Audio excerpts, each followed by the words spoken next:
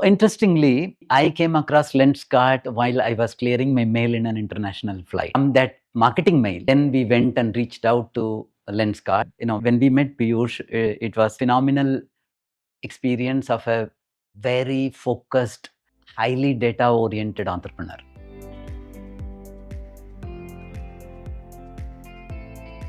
I think the first thing that they cracked was the fact that buying eyewear is a fashion decision, right? And that was there right at the beginning. The second was the fact that it is an experiential purchase, which means you need to be available to the customer where she wants to shop, which means offline stores. The third was extensive use of technology and data to be able to improve regularly on a daily basis. The fourth, I will add, is deep value chain integration where they could deliver customer delight like the next day delivery that they are doing.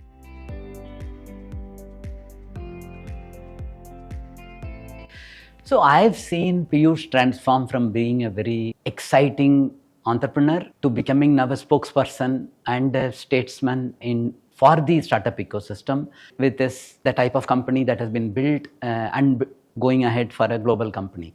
I think this is something that I would say an investor has to grow with the entrepreneur to be able to continue to be, let's say, helpful to them in achieving their ambition. It is not an easy thing. The way entrepreneurs grow, the biggest challenge for an investor is to how to be relevant through this journey.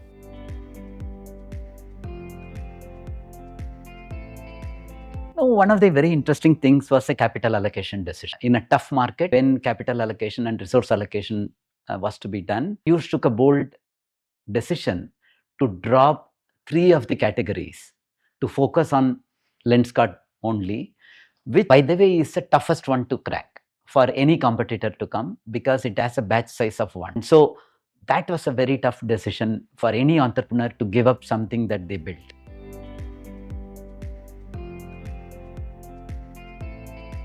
I think customer obsession and how they have evolved into saying that I am solving a real life problem and this is a means with which I am solving for it, and it's a global problem.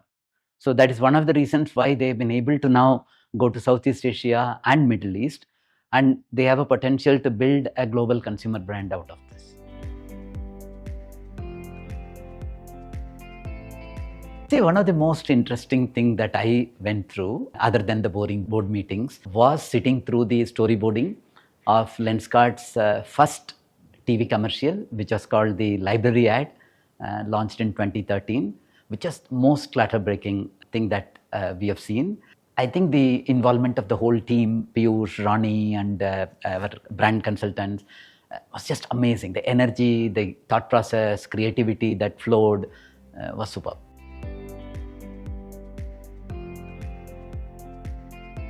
I think the most important thing that I will advise any entrepreneur or wannabe entrepreneur is that you need to have a compelling passion to solve a problem. Do not start a company or a business because it is fashionable, but because you are the only person who is capable of solving that problem.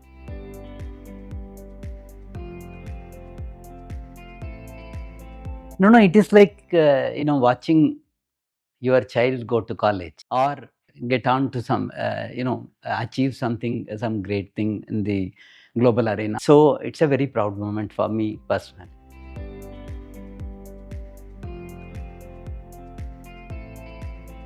I think dream big. Most of the time we are restricted by the dream that we pursue.